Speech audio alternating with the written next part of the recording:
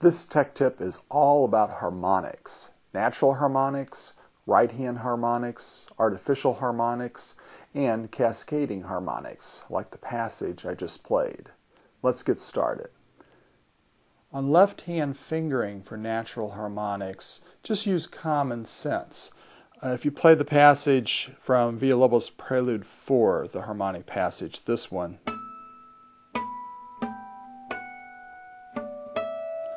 it makes no sense to use the same finger for every harmonic.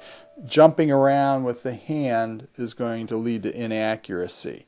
The more stable, steady your hand is, the better you're going to be able to do the harmonics, especially under high pressure situations.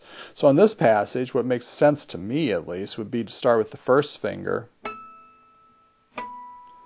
and then use the little finger here or the third finger, which naturally falls at that fret. I'm at the 5th fret here, so the third finger naturally falls at the 7th fret, or if your fingers are a little bit more relaxed, the little finger might fall more naturally at the 7th fret on the 2nd string. Then that is a long note. That's where you want to shift your hand to do the final 2 notes like this. Again, you don't want to jump the hand, so logic says use first finger, 4th finger rather than third finger, rather than using the same finger twice jumping around. So we have then, to me, the best fingering. First finger there, 4th finger, and then shift for those final 2. So it's going to sound like this.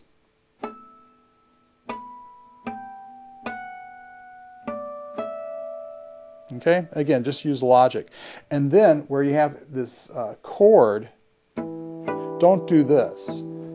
The guitar is kind of in your way here. Use your little finger like that so you can easily clear this part of the guitar so it's not in your way. Or even the 3rd finger is not too bad. 2nd finger, you have to kind of crunch down a little bit more. So use logic in choosing which fingers to use on harmonic passages. The harmonics at the 4th fret and the 9th fret, which they're identical, are not found right above the fret, like normally, like this. Instead, they're right behind the fret, there.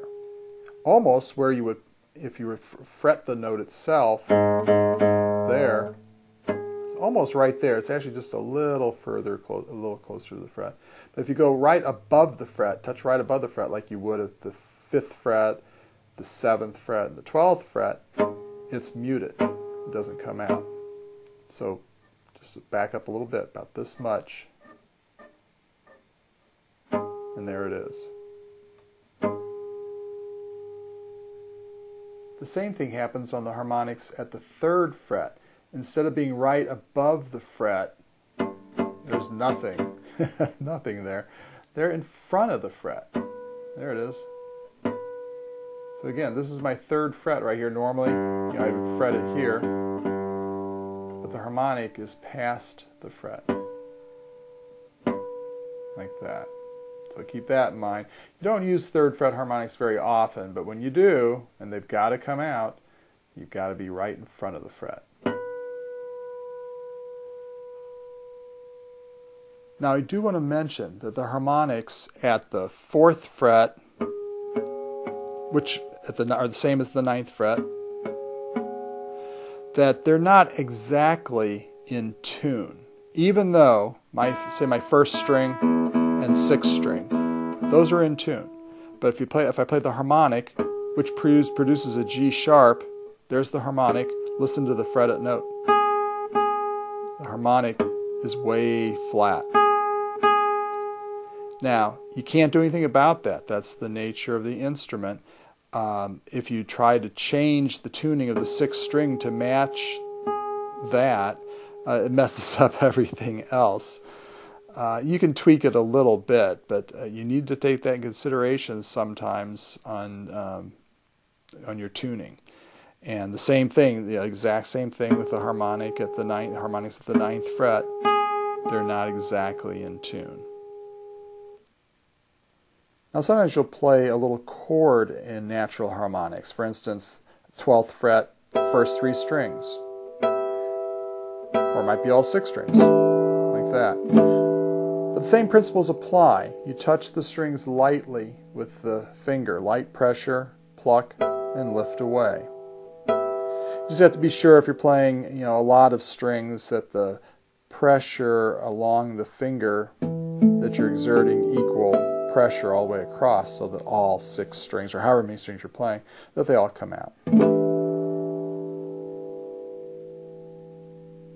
A fun little effect in playing natural harmonics is that you can vibrato natural harmonics if you're playing another note along with them, a regular fretted note. For instance, at the end of Choros No. 1 by Villalobos, you've got this first finger on the E 7th fret. Well, if you vibrato that and continue vibratoing it as you play the harmonics, vibratoing that makes the harmonics shimmer, makes them sound vibratoed.